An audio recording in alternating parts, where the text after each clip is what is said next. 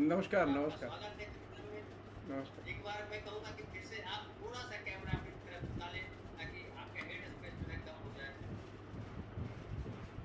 Correct, बिल्कुल सही है सर, सही है?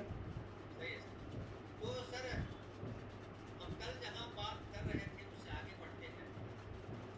वहाँ पे हम बात कर रहे थे। आज एक दर्शक ने सवाल लिखा, हमें पोस्ट किया हमारे वीडियो पे। उन्होंने कहा कि सर जो है युवाओं के लिए सब कुछ कीजिए, और युवाओं के लिए कीजिए कि युवा जो है तो रास्ता नहीं मिल रहा है हम युवाओं को कि क्या करें, कैसे करें।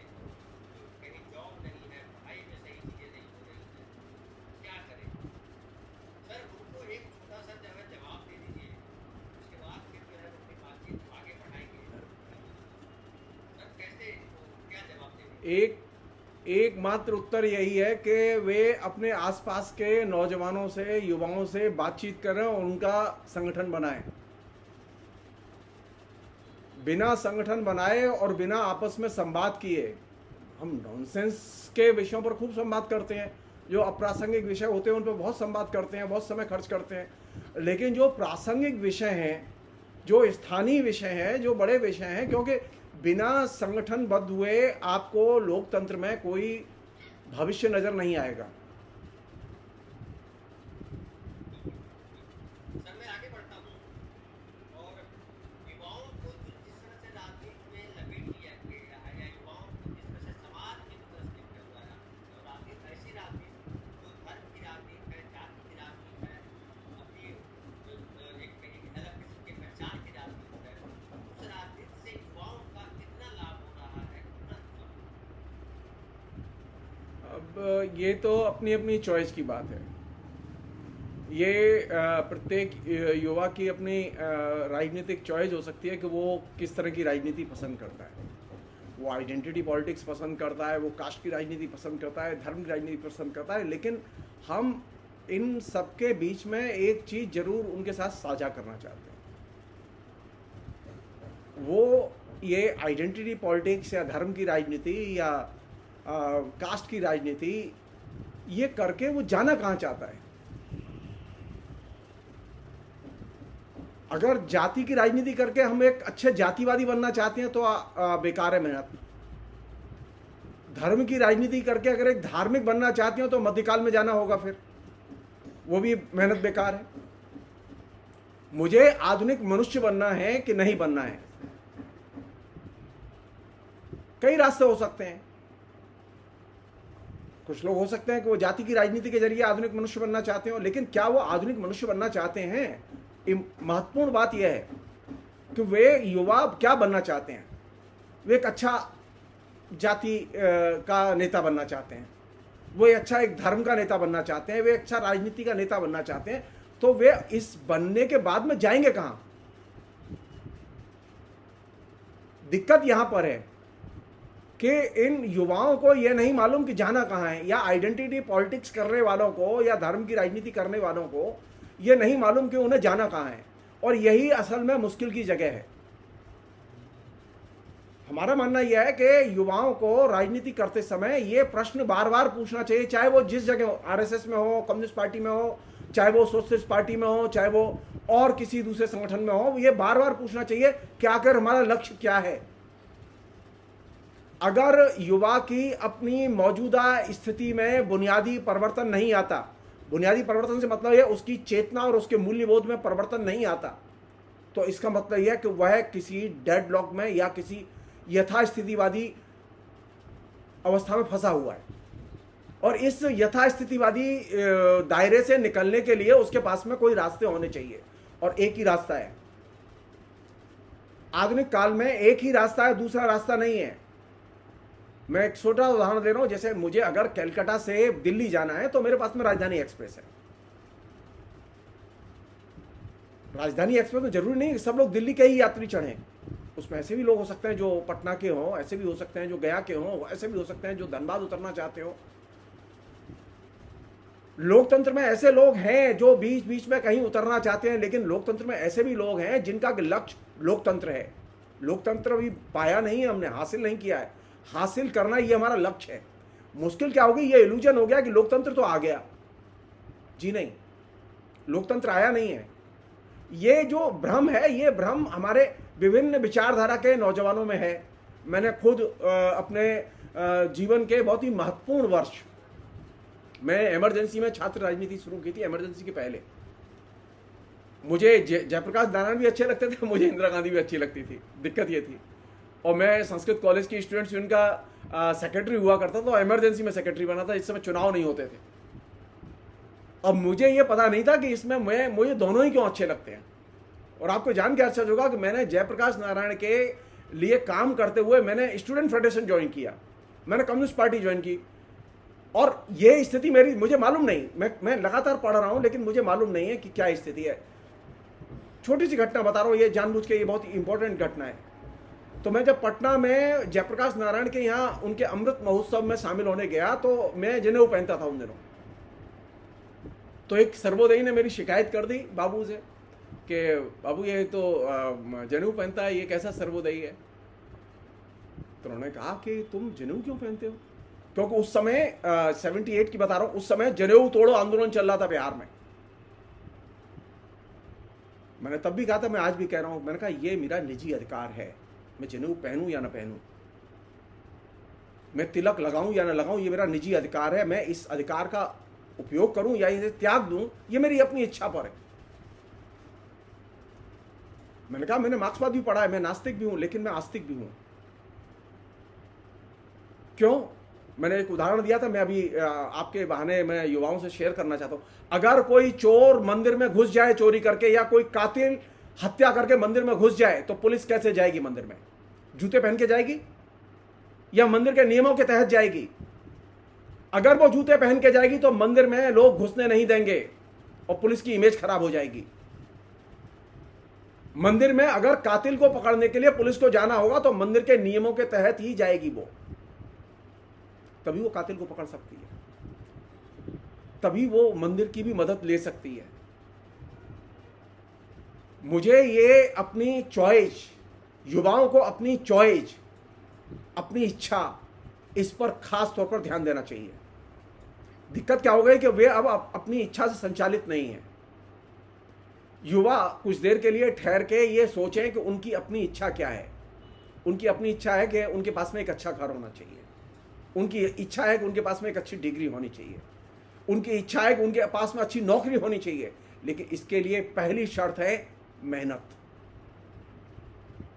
नोट्स नहीं, शॉर्टकट नहीं, मेहनत। जो लोग ये कहते हैं कि संसाधन होंगे तभी हम पढ़ सकते हैं, मैं उनसे बहुत विनम्रता से कहना चाहता हूं, संसाधनों की बहुत न्यूनतम भूमिका होती है। उनकी एक और इच्छा होती है, मैं ऐड कर दूं, इंसर्ट कर दूं इसमें। और मुलायम सिंह आपको उत्तर प्रदेश के हैं, उत्तर प्रदेश में ही घटना हुई थी। युवाओं की इच्छा थी कि इनको चोरी करने दिया जाए एग्जाम और कहा कि करो। नहीं ये भी इच्छा नहीं नहीं नहीं नहीं नहीं नहीं नहीं, ये इच्छा नहीं है, ये इच्छा नहीं है, ये बुरी इच्छा है। आपको जान के आश्चर्य होगा, मैं अकेला स्टूडेंट फेडरेशन का अकेला लीडर था जब मथुरा में एसएफआई का डिस्ट्रिक्ट सेक्रेटरी था। मैंने नकल के खिलाफ में बाकायदा अभियान चलाया और मैंने हर कॉलेज में जाके मीटिंगें की, और मेरे चक्कर में सीपीएम के जो सेक्रेटरी हुआ करते थे उनकी पिटाई हो गई। मैं डरता नहीं था, मैं डरता नहीं था। ये पूरे उत्तर प्रदेश में सब लोग जानते हैं इस बात को। जिन लोगों को मैंने नकल नहीं करने दी और उनको पकड़वाया, आप जान लीजिए, उनमें से एक व्यक्ति, तो नाम ले रहा हूं मैं, वो रस्टिकेट हुए आगरा यूनिवर्सिटी से। उन्होंने बहुत चिरौरी की मेरे साथ में, वो समाजवादी पार्टी के एमपी बने। उन्होंने बहुत चिरौरी की कि मेरी किसी तरह, मैंने कहा देखिए ये इस बात में रक्षा नहीं की जा सकती है। और वो बड़े दादा टाइप के लोग थे, सब मसल्स में उनके साथ में, सारे गुंडे उनके साथ में। 700 विद्यार्थी आगरा में आंदोलन में जेल में बंद थे, और मैंने एक ही चीज कही थी कि नहीं, जिन्होंने अपराध किया है उनकी मैं रक्षा नहीं करूंगा। नाम था रामजीलाल सुमन। मैं क्यों कह रहा हूं इस बात को? कुछ चीजों को लेकर हमारे कोई समझौते नहीं हो सकते, जिसमें करप्शन एक समझौता है। नकल करना शिक्षा में करप्शन है। हमारे बिहार में सर कुछ ऐसी हत्याएं भी हो गई शिक्षकों की सिर्फ इस वजह से उन्हें नकल नहीं करने दी। कई बार शिक्षक को पूछा ठीक है, कोई कोई एक जमाना था जब बेस पर चाकू को गाड़ करके एग्जाम देते थे। बिल्कुल बिल्कुल। मैं स्वयं संस्कृत पाठशाला में कोई फेल नहीं होता था। मैं स्वयं 3 सब्जेक्ट में फेल हुआ क्योंकि मैंने नकल करने से मना किया। मैं नकल नहीं करूंगा चाहे कुछ हो जाए। नहीं आ रहे थे, नहीं किया। मैं संस्कृत में मासिव स्केल पर नकल होती थी, आज भी होती है। सवाल यह कि आप चुनेंगे क्या। एक यूथ के सामने यह चीज होनी चाहिए कि उसके सामने जहर भी है, उसके सामने अमृत भी है। खाने के नाम पर मैं जहर नहीं खा सकता, वो चाहे जितना ही सुखदाई हो। मुझे अच्छी चीज चाहिए, मेरे अच्छे टेस्ट, अभिरुचि अच्छी होनी चाहिए, मेरा चयन अच्छी चीजों का होना चाहिए। हमारे यहाँ यूथ की मुश्किल यह है कि उसके पास में चयन के विवेक का अभाव है। चयन के विवेक का अभाव अपने आप में मुश्किल खड़ी करता है। मुझे यह तो चुनना ही होगा कि मैं एक क्रिमिनल से दोस्ती करूं या एक अच्छे लड़के से दोस्ती करूं।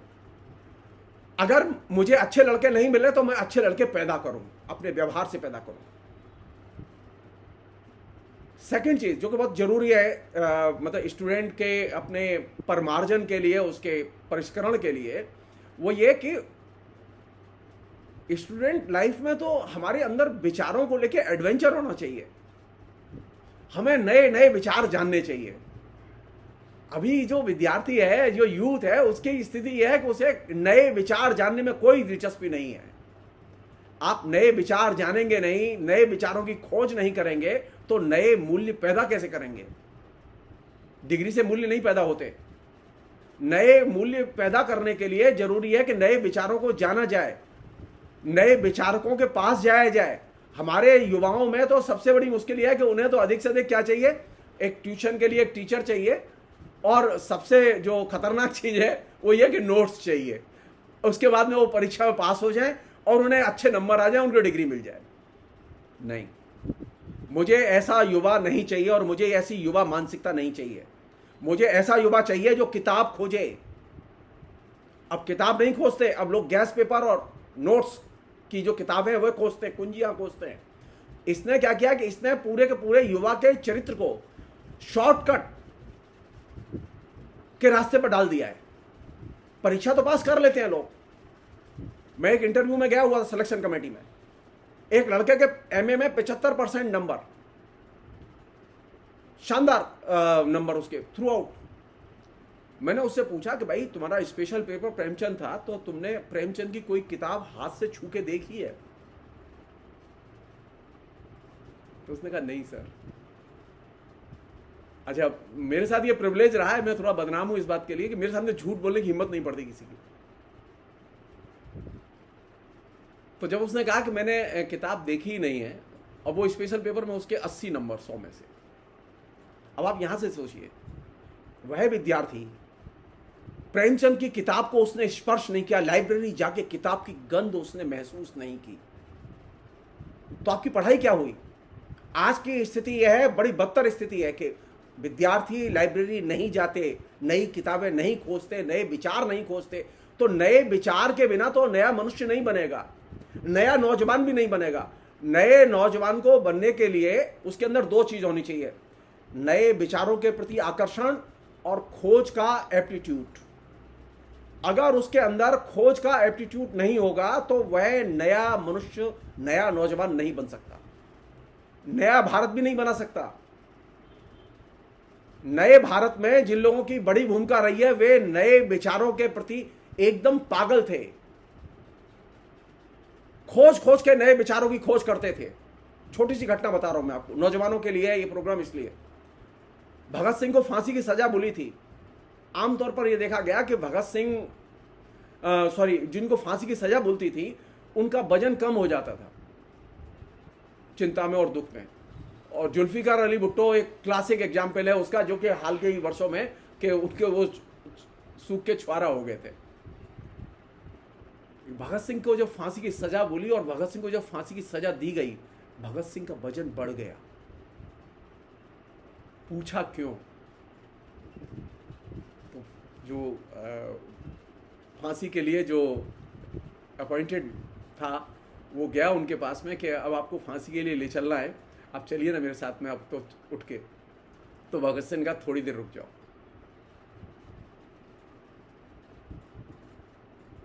तो उसने देखा कि भगत सिंह क्या कर रहे हैं। भगत सिंह एक किताब पढ़ रहे थे लेनिन की, व्लादिमीर इलिच लेनिन की एक किताब पढ़ रहे थे, राज्य और क्रांति। मालूम था कि मैं अभी 1 मिनट के बाद मर जाऊंगा, लेकिन नए विचारों की ललक और नए विचार जानने की इच्छा अंत तक बनी रही। यह चीज है जो कि भगत सिंह बनाती है। भगत सिंह इससे नहीं बनते। खाली भाषण देने से भगत सिंह नहीं बनते। नए विचार जब तक आपके दिमाग में कौंधे नहीं, नए विचारों को आप जाने नहीं, नए विचारों को के अनुरूप आप आचरण न करें, तब तक आप नया नौजवान नहीं बना सकते। आज के नौजवान की मुश्किल यह है कि वह नए विचार नहीं सीखना चाहता। डिग्री तो चाहिए इंजीनियरिंग की, लेकिन इंजीनियर के जो आधुनिक जो एटीट्यूड्स होते हैं उन्हें वो सीखना नहीं चाहता। इंजीनियरिंग की जो आधुनिक खोजें होती हैं उन्हें वो जानना नहीं चाहता। वो खाली प्रयोजन मूलक चीजें जानना चाहता है। तो जाहिर है टेक्नोलॉजी तो टेक्नोलॉजी है। अगर आप उसके साथ जुड़े हुए विचार को नहीं जानते तो आप वो टेक्नोलॉजी पर कंट्रोल नहीं कर सकते, फिर टेक्नोलॉजी आप पर कंट्रोल करेगी। अभी स्थिति है कि शिक्षा को विद्यार्थी या नौजवान कंट्रोल नहीं करते, बल्कि शिक्षा जो है वो विद्यार्थियों को कंट्रोल करती है। एक जमाना था कि विद्यार्थी जो है बहुत महत्वपूर्ण होता था। परीक्षा महत्वपूर्ण नहीं होती थी, परीक्षा के परिणाम महत्वपूर्ण नहीं होते थे। अभी स्थिति इतनी खराब है कि 65,000 से अधिक सीबीएसई में 95% से ऊपर लोगों के नंबर आए बच्चों के। अगर 95% नंबर हैं और 65,000 से अधिक विद्यार्थी हैं पूरे देश में, तो इसका मतलब प्रतिभाओं का तो एकदम ज्वार भाटा आया हुआ है देश में। हकीकत क्या है? हकीकत यह है कि वे जो विद्यार्थी जो कि इतनी बड़ी संख्या में नंबर ला रहे हैं, वे अपनी भाषा में एक चिट्ठी लिखना नहीं जानते। यह स्थिति हिंदी की भी है, यह स्थिति बंगला की भी है, यह स्थिति मराठी की भी है। क्यों मैं कहना चाहता हूं? शिक्षा मनुष्य को और बेहतर मनुष्य बनाती है। नई खोजें, नए मूल्य नौजवान के अंदर नए जीवन के प्रति, नई जीवन शैली के प्रति आकर्षण पैदा करते हैं। हमारे यहाँ अभी स्थिति है कि जो नए आज के नौजवान को सबसे बड़ा कष्ट क्या है, अगर मुझसे पूछें, उसका सबसे बड़ा कष्ट यह है कि उसने नए की खोज बंद कर दी है, नए मूल्यों को जानना बंद कर दिया है, नए विचारों को जानना बंद कर दिया है। और ये एक ऐसी जगह फंस गया है जहां पर कि सिवाय इसके कि उसके पास में जिसे कहें कि मृत विचार हैं, मृत जीवन शैली है, ऐसा जो है संगत का साथ है जिसमें कि कोई ऊर्जा नहीं है।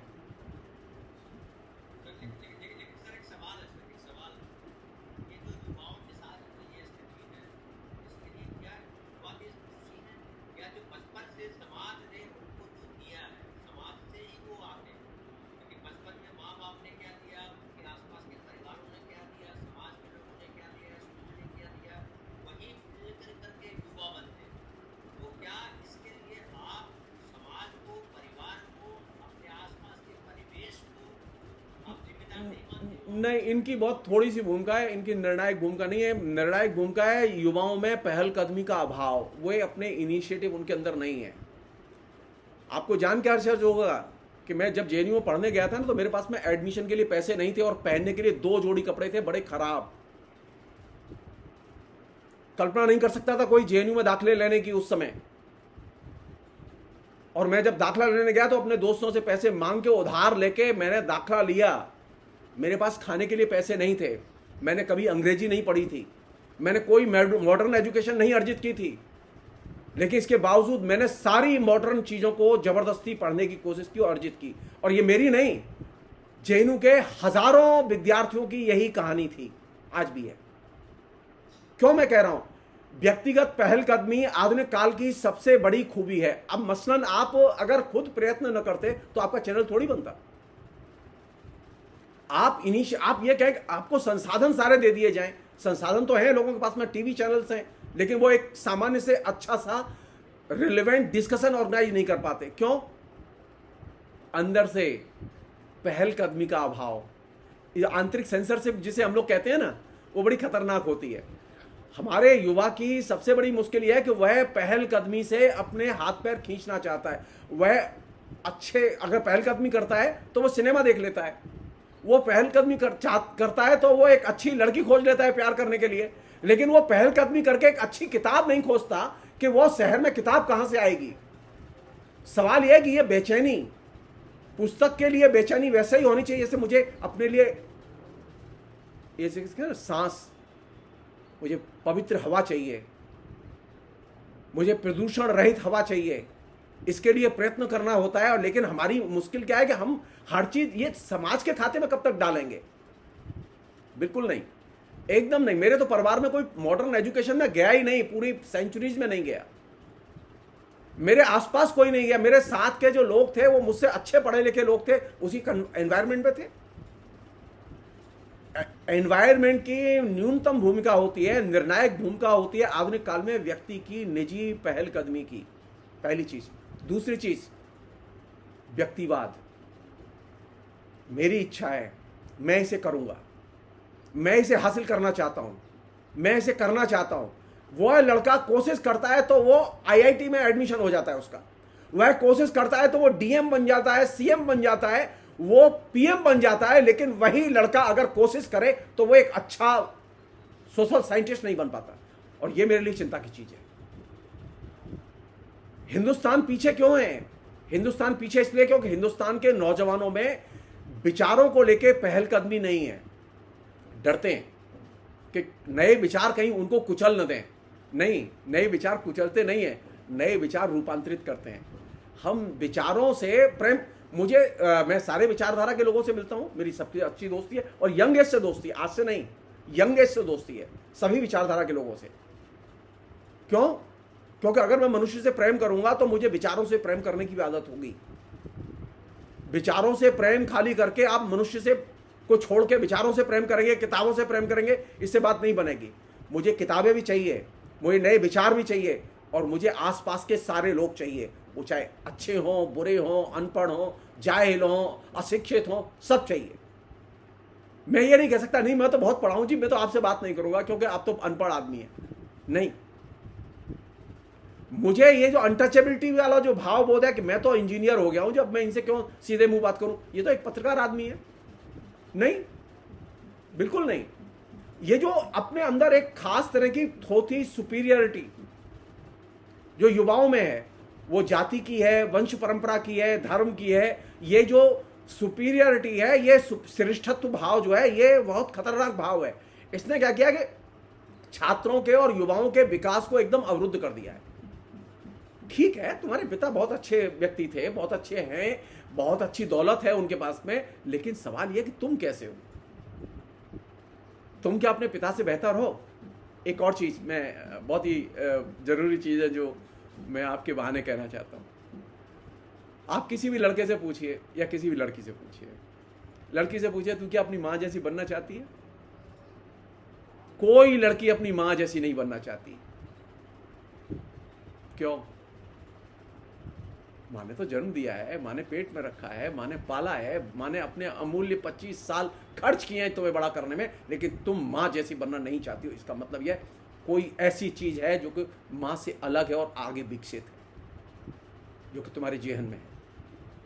वही लड़का जो कि अपने पिता की सौगंध खा के बड़ा होता है, पिता जैसा बनना नहीं चाहता। पिता ने जिस परिवेश में अपना जीवन गुजारा, उस परिवेश में लौटना नहीं चाहता पढ़ने के बाद। हिंदुस्तान की पूरी हिस्ट्री इसी से जो बनी हुई है, मिडिल क्लास के लोगों की। जिस दिन हम पढ़ लेते हैं, हम पहला काम ये करते हैं, अब हम बेगूसराय नहीं जाएंगे। अब अरे भाई, बेगूसराय में बड़े हुए, बेगूसराय में खेले कूदे बड़े हुए। मैं लौट के मथुरा गया, लोगों ने कहा अरे कोई आता है लौट के, आप तो कमाल कर रहे हैं। अरे मैंने कहा कि यार मेरी जगह है, ये मेरी जगह है। मैं अपनी जगह से, अपनी जन्म स्थान से, जिन लोगों ने मुझे जन्म दिया है, मैं उनसे प्यार करूंगा तो मैं नए को भी प्यार करूंगा। मैं जो चीज कहना चाहता हूं, आपका तो अपनी जमीन से ही प्यार नहीं है, अपने घर से प्यार नहीं है।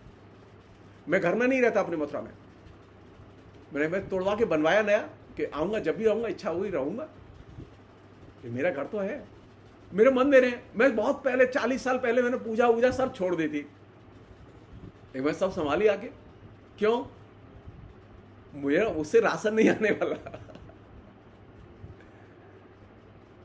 वो मेरी जगह है। ये अनुभूति मैं किसी भी कॉस्ट पर नष्ट नहीं करना चाहता।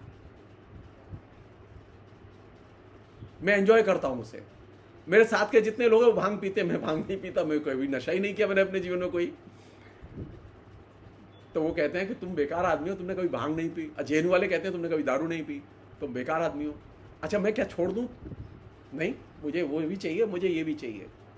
मुझे वे लोग भी चाहिए जो सन्यासी हो गए हैं, उनसे भी मैं बात करता हूं और प्यार करता हूं, क्योंकि फिर मैं कह रहा हूं हर व्यक्ति अलग होता है, हर व्यक्ति की दुनिया अलग होती है, लेकिन मैं इसकी बिना पर उसके साथ में अपनी दूरी नहीं बनाऊंगा। मुझे सब चाहिए। जब तक मेरे अंदर ये भाव नहीं आएगा मुझे सब चाहिए, आप तय मानिए युवाओं में परिवर्तन नहीं होगा। ये जो पॉलिटिकल स्लोगन है ना, सबका साथ सबका विकास, जो आपको अच्छा लगता है, अरे उनसे कहो कि बस खाली इसे व्यवहार में लागू कर दो। मैं एक बहुत मजेदार घटना बताऊं आपको। मैं मथुरा गया तो एक महिला आके मेरे सामने खड़ी हो गई, मंदिर पे बैठा हुआ था। उसने कहा कि पहचान रहे हो मुझे? मेरी तो काटा तो खून नहीं, मैं उसे पहचान ही नहीं पा रहा था। अब मैं उससे अगर ये कहूँ मैं नहीं पहचान रहा हूँ तो वो हर्ट फील करेगी। तो मैं 1 मिनट सोचता रहा कौन है कौन है। तो फिर 1 मिनट बाद मुझे उसकी चेहरा देख के, ये हिस्सा देख के मुझे अंदाज़ा लगा कि ये फलां लड़की हो सकती है। तो मैंने उससे कहा कि तुम फलां की बेटी हो? बोले हाँ। तुमने ठीक पहचाना। बोले तुम जब मथुरा छोड़ के गए थे तो मैं 13 साल की थी, सोचिएगा। अब वो 55 साल की है। अब वो बोली कि तुमने पहचान कैसे लिया? अब मैंने कहा कि ये मत पूछो, लेकिन बस ये है कि वेरिफिकेशन ठीक हो गया, वेरिफिकेशन ठीक हो गया। अब मैं गया स्वामी हरदास के आश्रम मैं जाता था, ऐसे ही जब भी मुझे मौका मिलता था मैं ऐसे ही घूमता था, मंदिरों में जाता था, दर्शन करता था। तो वहां दरवाजे पर ही मेरे 2 क्लासमेट मिलके जो व्याकरण से बड़े अच्छे विद्वान आचार्य। अरे बोलेगी तुम तो बड़े अच्छे मिले, और गुरुजी से तो बड़ी बात होती है, वो तुम्हारी बड़ी याद कर रहे हो। अब मेरी समझ में नहीं आया कौन गुरुजी और कौन याद करता है, क्योंकि मैं तो 40 साल बाद लौटा। तो मैंने कहा कि चलते हैं अंदर, चलते हैं देखते। तो उनका रुकोगे? मैंने कहा हाँ बिल्कुल रुकेंगे। बोले कि फिर बैठेंगे। मैंने कहा ठीक है। तो गए साहब। तो स्वामी हरदास का जो आश्रम है उसका जो उत्तराधिकारी हैं अभी, उन्होंने बिठाया मुझे और उन्होंने कहा कि आप पहचान नहीं रहे हैं मुझे। उन्होंने मेरे पिता की रेफरेंस से कहा आप फलां के बेटे हैं और मैं आपको जानता हूँ। मैंने कहा कैसे जानते हैं आप, बताइए मुझे। तो बोले मैं छोटा सा था, आप छात्र नेता के नाते इलेक्शन में भाषण देते थे, तो मैं सुनता था आपका भाषण, मैं पढ़ नहीं पाया।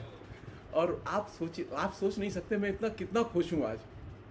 बोले कि हम तो ये सोचते थे कि ये लड़का नास्तिक हो गया, ये हमारे यहाँ कभी नहीं आएगा। अब बताइए आप इतने दिन बाद भी आप आए। और तो मैंने कहा नहीं, मैं बीच में भी आया, लेकिन ऐसा मौका नहीं मिला कि आपसे कभी मिलूं। अब उसके बाद बातचीत शुरू हुई तो दुनिया ही दूसरी, उनकी दुनिया अलग है, मेरी दुनिया अलग, लेकिन मैं कहीं कोई ऐसी मीटिंग ग्राउंड तो है मेरी।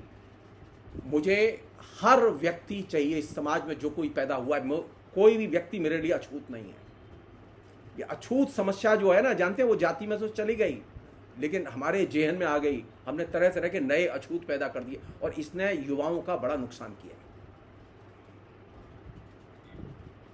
लेकिन मैं बात करूं कि अपने समाज पे आता हूं, तो हमारा समाज इस तरीके का अगर कोरोना के समय को याद करें, देखा नहीं, ये दिन पढ़ा है कि उस समय गांव को जिसको याद करते थे, अमीरों का जमाना था और गांव में एक छूट भी थी, सारी चीजें थी, लेकिन एक गांव में एक समरसता था। जैसे आपने जो कहा कि सबका होना भाव था,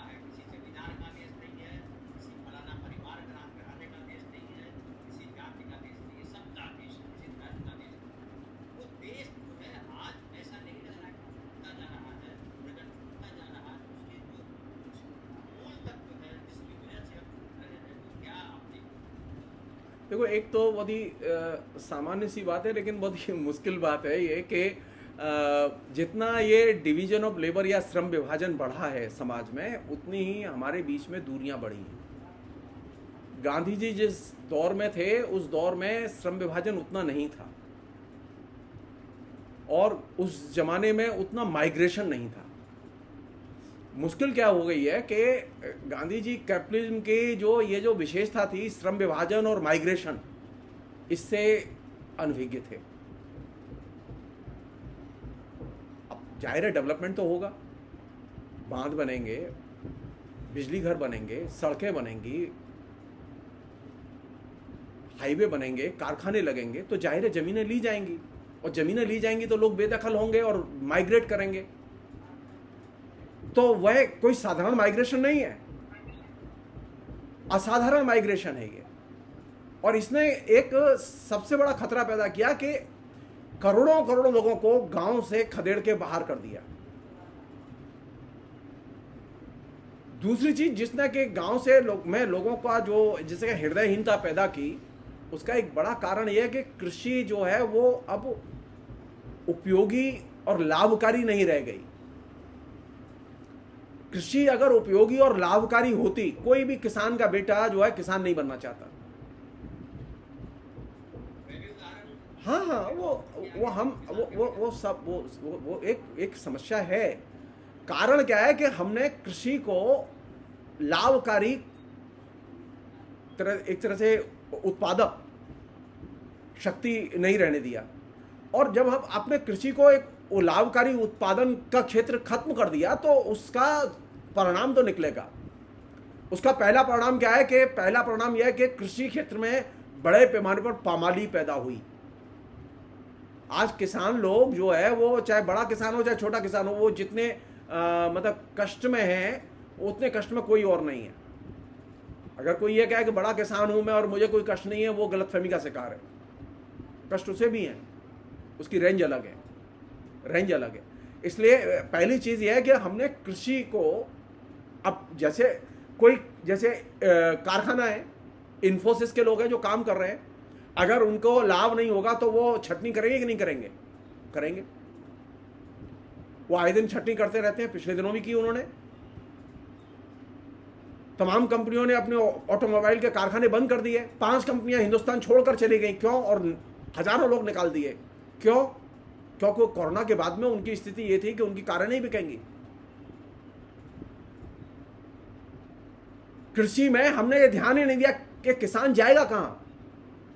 तो पहली चीज ये पैदा हुई कि जब आपने उसे अनुत्पादक और गैर लाभकारी बना दिया, तो उसमें एक खास तरह की मारकाट शुरू हुई। दूसरी चीज जो शुरू हुई वो ये कि ऑलरेडी कृषि में असमानता थी। तो पहले के जो शासक थे, जो जिन्होंने आज़ादी दिलाई, जिनके नेतृत्व में हमने इतना डेवलपमेंट किया, वे एक चीज को करने में असमर्थ रहे। अगर भूमि वितरण ईमानदारी से नेहरू जी ने, इंदिरा जी ने और किसी जी ने किया होता, तो हिंदुस्तान की पिक्चर अलग होती। ये जो लैंडलेस लेबर जो आज स्थिति है कि 48 करोड़ के ऊपर है, ये लैंडलेस लेबर नहीं होती। और आज स्थिति क्या है कि आपने जमींदारी उन्मूलन कानून तो बना दिया, लेकिन स्थिति यह है कि अब एक कारपोरेट हाउस के पास में हजारों एकड़ जमीन है, नए जमींदार पैदा कर दिया आपने। एक और बात मैं ऐड करना हूं सर, इसमें मेरे पास सवाल था, उसको ऐड कर लीजिए कि आपने जो कहा भूमि सुधार की बात करी कि जमीन का बंटवारा नहीं, साथ साथ ये भी था कि जो उद्योगपति थे, जिनके पास पैसे थे, जिनके पास संपत्तियां थी दूसरे खेत से इधर, उनका भी बंटवारा नहीं हुआ। उन पे तो बिल्कुल जमींदारी पे तो फिर भी एक हुआ, लेकिन उन पे तो बिल्कुल कुछ नहीं हुआ। नहीं, ये तो ठीक है कि आपने उनकी संपत्ति का बंटवारा नहीं किया। उनके पास में कोई ऐसी खास संपत्ति नहीं थी, उस समय नहीं थी, आज संपत्ति है भाई। उस समय अब आप यहां से सोचिए कि 50 करोड़ से ऊपर की संपत्ति के लोग 20-22 थे, 20-22 फैमिलीज थी, 47 नहीं, जरूरत दूसरी थी। जरूरत यह थी कि ये जो नीचे जो जमीन फैली हुई है, उस जमीन का बंटवारा किया जाना चाहिए था, जिसको कि नहीं किया। जी, इसने बड़े पैमाने पर समाज में वैषम्य पैदा किया और ये वो वैषम्य आज भी सबसे बड़ी मुसीबत है। आज स्थिति क्या है? किस बात के लिए लड़ाई लड़ रहे थे किसान? एक साल जो आंदोलन चला पूरा, सामान्य सी चीज आज भी वो कह रहे हैं, अब मानने को तैयार नहीं है कोई सरकार कि उनकी उपज का वाजिब दाम दिला दीजिए। बस एक ही एक वन लाइनर है, एक जो उपज है उसका उचित दाम दिला दीजिए और उनकी जो उत्पादन में या कृषि में जो चीजें इस्तेमाल की जाती हैं वे उन्हें सस्ती दर पर मुहैया करा दीजिए। दो चीज सामान्य से हम नहीं कर पाए 75 वर्ष में, तो जाहिर है सामाजिक वैषम्य और हृदयहीनता या जिसे कहें कि ग्राम्य बर्बरता ये बढ़ेगी। चाइना क्यों आगे चला गया? रूस क्यों आगे चला गया? रूस 1917 के अक्टूबर रेवोल्यूशन के बाद में पीछे पलट के नहीं गया, क्योंकि उन्होंने पहला काम यह किया कि उन्होंने नीचे गांव को और कृषि को संभाला। आज क्या हालत है? आप देखिए, रूस ने सप्लाई बंद कर दी ना गेहूं की और चीजों की, तो सारी दुनिया हाहाकार मच रही है कि भाई रूस ने सप्लाई बंद कर दी, हम लोग खाएंगे कैसे? छोटा सा देश है कहने के लिए, सारी दुनिया ने आर्थिक पाबंदी लगाई हुई है, लेकिन रूस के हाथ में सबकी दुनिया का अनाज है। आज छोटा सा देश है क्यूबा, कौन सी चीज ऐसी जो कि ताकतवर बनाती है उसे? सिर्फ साइंस में बायोटेक्नोलॉजी और नीचे जिसे हम लोग कहते हैं चीनी। वो सारी दुनिया में चीनी बेच बेच के अच्छा, हमारे यहाँ इतना किसान, यानी इतने लोग किसानी करते हैं कि क्यूबा जैसे 10 देश पैदा हो जाए उसमें। लेकिन हमारे यहाँ मुश्किल क्या है? हमारे पास में ताकत नहीं है। क्योंकि हम किसान की शक्ति को और उसकी पूरी की पूरी संभावनाओं का हम सही ढंग से इस्तेमाल नहीं करते। सरकार की तरफ से कोई संरक्षण नहीं है, कोई संरक्षण नहीं है।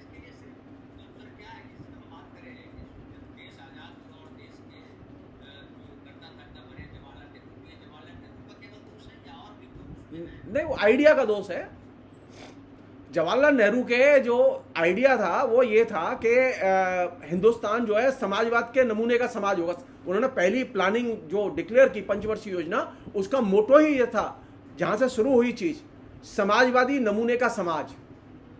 तो जब आपने नींव ही डाल दी नमूने का समाज, तो समाजवादी समाज तो नहीं है, वो तो नमूने के लिए आपने खाली नींव डाल दी। लेकिन जो जमींदारी उन्मूलन कानून जो लागू किया गया, उस कानून को नीचे लागू करने के लिए जरूरी था कि भूमि सुधार लागू किए जाते। तो हुआ क्या कि जमींदारी उन्मूलन कानून तो लागू हुआ, और मसलन आप कोई जमींदार है तो उसने उसके नाम तो उतनी कम ही जमीन है, लेकिन बाकी उसने कहा कि मंदिर के नाम कर दी, तोते के नाम कर दी, कौए के नाम कर दी, और ये बेनामी जमीन बेशुमार। नहीं, सेकंड चीज जो बहुत इंपॉर्टेंट चीज कह रहा हूं मैं आपसे, अगर राजाओं की संपत्ति का राष्ट्रीयकरण कर दिया गया होता तो स्थितियां दूसरी होती। जब हिंदुस्तान आजाद हुआ था तो हिंदुस्तान के पूंजीपतियों के पास संपत्ति कम थी और सामंतों राजाओं के पास संपत्ति ज्यादा थी। पहली जो पार्लियामेंट चुन के आई और उसके बाद से अब तक आप उठा के देख लिए प्रोफाइल, लंबे समय तक 130 से अधिक राजा जो है पार्लियामेंट में आते रहे हैं। आज तक तो हमने नहीं सुना कि अंबानी के परिवार से कोई आदमी चुन के आया सांसद, कोई टाटा के परिवार से। क्यों वो चुन नहीं सकते अपने, वो उनमें योग्यता नहीं है। बिल्कुल योग्यता है उनके अंदर, बिल्कुल योग्यता है, लेकिन दिक्कत यहाँ है क्योंकि आपने क्या किया कि आपने इनिशियली लोगों के दिमाग में ये भर दिया कि ये टाटा बिरला जो है ना वो चोर होते हैं। आपने ये कभी नहीं कहा कि सिंधिया चोर होते हैं या जयपुर के राजे चोर होते हैं, आपने कभी नहीं कहा ये। आपने राजाओं की संपत्तियों के अधिग्रहण की अगर घोषणा की होती, हिंदुस्तान की पिक्चर अलग होती। ये जो ग्राम्य वैषम्य है ना, ये जो तमाम सामंतों को दी गई, छोटे छोटे जमींदारों को दी गई जो संपत्तियां थी, किनकी थी? ये राजाओं की थी। ये उनके जिसे कहें कि टैक्स वसूलने वाले लोकल एजेंट थे, चुंगियां थी इनकी, चुंगी के तौर पर काम कर रहे थे ये लोग। तो तो आपने गांव में जो जिस मुसीबत की तरफ आपने ध्यान खींचा है, वो गांव की मुसीबत इसलिए आज भी बरकरार है क्योंकि सामंती संपत्ति का हमने राष्ट्रीयकरण नहीं किया। अगर सामंती संपत्ति का राष्ट्रीयकरण करते, उसको जनता में वितरित करते, तो पिक्चर अलग होती। एक नमूना बता रहा हूं मैं आपको छोटा सा। हिंदुस्तान का पहला राज्य था जम्मू कश्मीर, जिसने के भूमि वितरण कानून ईमानदारी से लागू किया। शेख अब्दुल्ला पहला चीफ मिनिस्टर था हिंदुस्तान का। आज स्थिति क्या है वहां जो किसान खेती करते हैं ना, वो भूखे नहीं मरते। एक एक किसान जो है वो अपने खेत से 1 किलो अगर वो केसर पैदा करेगा तो 1 करोड़ कमा लेगा। सबसे ज्यादा खुशहाल किसान है हिंदुस्तान में कश्मीर का। सेकंड नंबर पे सबसे ज्यादा खुशहाल कौन सा किसान है? जहां सबसे ज्यादा लैंड रिफॉर्म लागू किए गए, भूमि सुधार कार्यक्रम लागू किया हुआ केरल। अब केरल में जाइए, आपको 25-25 किलोमीटर तक, 50-50 किलोमीटर तक आपको लगातार आपको जंगल ही जंगल, पेड़ ही पेड़। मालूम पड़ा कि अब ये जो है रबड़ के पेड़ों का जंगल शुरू हुआ, अब ये सनमाइका के पेड़, यानी तरह तरह की वस्तुओं के जंगल, उनका प्रिजर्वेशन। और उनसे लाभ किसे हो रहा है? किसान को। सरकार को तो लाभ हो ही रहा है, सबसे ज्यादा लाभान्वित कौन हुआ? किसान हुआ। पहली चीज आप जान लीजिए, केरल में अकेले एक भी आदिवासी आपको सुदूरवर्ती इलाके में भी आपको अशिक्षित नहीं मिलेगा। तो अगर भूमि वितरण कानून ईमानदारी से लागू किए जाते तो पिक्चर आर्थिक जीवन की बदल जाती, आर्थिक संबंध बदल जाते। सर एक सवाल था, जिस तरह से तीन धड़ा था आजादी के समय, एक मुस्लिम पाकिस्तान चाह रहा था, एक गांधी वगैरह थे हिंदुस्तान चाह रहे थे डिवाइडेड, और एक राजवाड़े थे जो अलग अलग अपना अपना राज बचाना चाहते थे। ऐसी स्थिति थी। मुझे अगर गड़बड़ हो सकता है करंट की जगह छोटे विद्यार्थी, तो अब उस समय जो जमींदारी प्रथा का विभाजन किया गया तो उसका एक सॉल्यूशन लाया गया प्रीवी पर्स। नहीं, जमींदारी प्रथा जमींदारी प्रथा लाई का उन्मूलन का कानून लाए गए इसलिए क्योंकि तेलंगाना का किसान आंदोलन हुआ। वहां किसानों ने 46 से 48 के दौरान करीब 10 लाख एकड़ जमीन हैदराबाद के निजाम से छीन ली थी, जबरदस्ती छीनी थी किसान सभा के नेतृत्व में। नेहरू ने उसका दमन किया था किसान आंदोलन का।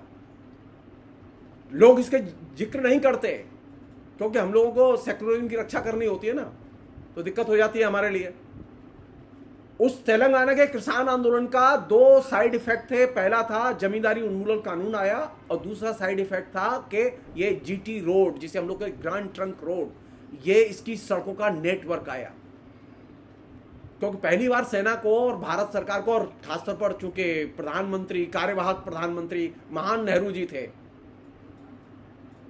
उनके शासनकाल में 50,000 से अधिक किसान जेल गए और या मारे गए तेलंगाना किसान आंदोलन में।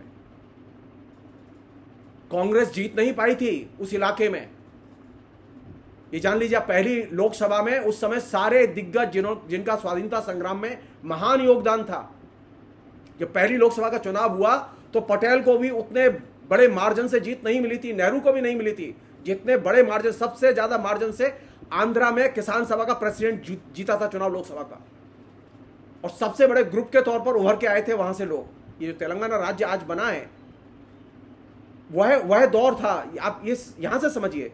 मैं जो चीज, ये जो प्रीवी पर्स वाली बात आई, ये प्रीवी पर्स वाली बात इसलिए आई क्योंकि राजाओं की संपत्ति टैक्स वसूलने वाला जो नेटवर्क था, ये इसकी जरूरत नहीं होगी, उनको हम बदले में पैसा दे देंगे। मुझे प्रीवी पर्स देने में परेशानी नहीं है, मुझे उनकी जो संपत्ति है उसका मुझे वितरण चाहिए। मैं तो नौजवानों के लिए भी बेकारी भत्ते की मांग कर रहा हूं, मैं राजाओं को बेकारी भत्ता दे सकता हूं, कोई दिक्कत नहीं है मुझे। राजा नौकरी करे, मैं बढ़िया मतलब चीफ की नौकरी दूंगा। भारत हैवी इलेक्ट्रिकल्स में मुखिया बनाऊंगा किसी भी राजा को, शर्त यही है उस राजा की संपत्ति का अधिग्रहण किया जाएगा। हुआ यह कि राजाओं की संपत्ति का अधिग्रहण नहीं किया गया, और इसके चलते हमने एक तरह से सामंतवाद को प्रिजर्व रखा। सामंतवाद वैसे चला गया, लेकिन नीचे, जैसे हम लोग कहते हैं, असली संबंध कौन से होते हैं? आर्थिक संबंध होते हैं।